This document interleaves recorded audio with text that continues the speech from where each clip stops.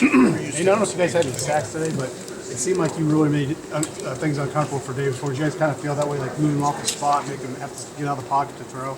Yeah, it starts with the D-line first. They do a great job. We got a lot of guys up there that kind of just disrupt the pass game, and then that also works in the run game as well. And then kind of mix up the coverages in the back end was something we talked about all week, and I think we did a good job of that. It always feels like you got a lot of energy on the field. How much of that comes from the crowds that have been coming out lately? Oh, it's huge. Every third down, or really every defensive possession, the crowd's roaring. You can kind of feel that as you go, and I think it's huge as we keep going and make a run here. You guys have won all of your games by at least 2 touchdowns until today. To pull out a close one, how much does that help going into these last 2 games? That's huge. A lot of championship teams, you got to have those ugly, hard-fought wins, and I think that's what we did today. We had a great opponent that came in here, a physical one, and I think that just speaks to when you get adversity, how you respond to it, and I think we did a great job with that. Was that the most physical game that you guys played this season? Kind of hard to judge that based off of just coming out of the game, but definitely a physical football team, and one that gave us a lot of challenges down the stretch. Could you take us through the 4th down stop and just how you saw that play develop? I knew they wanted to get the ball to their tight end, which he's a great player, and respectively, I can see why they wanted to get it to him. But just playing that, and then seeing his vision snap down to the route under that, and being able to drive and finish on that, and get the win for the team. Big Ten media days, I didn't see you predicting 10 minutes.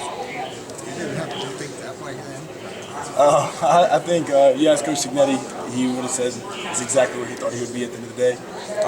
But that this game is going to be in the past in 24 hours, and we'll look forward to going 1-0 against Ohio State next. You got 2 weeks. Yes, sir.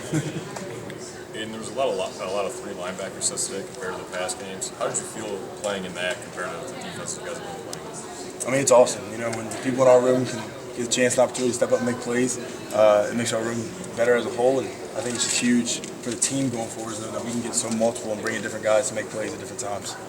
Coach talked about your on-field leadership ability. How do you see yourself as a leader on this team, especially in a tight game like this late?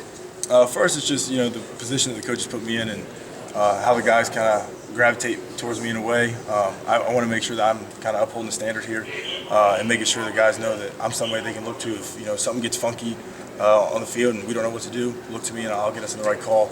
And that just speaks to in the workouts.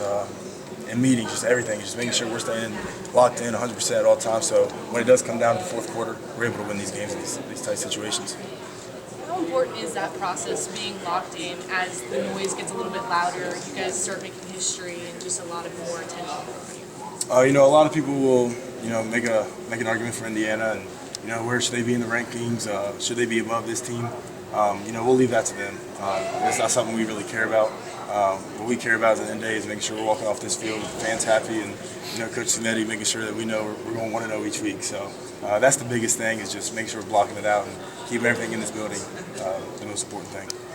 How much do you kind of appreciate the history of being 10-0? Never happened here before, 10 wins, period, much less 10-0. As someone who just came to Indiana recently, what does that mean for you?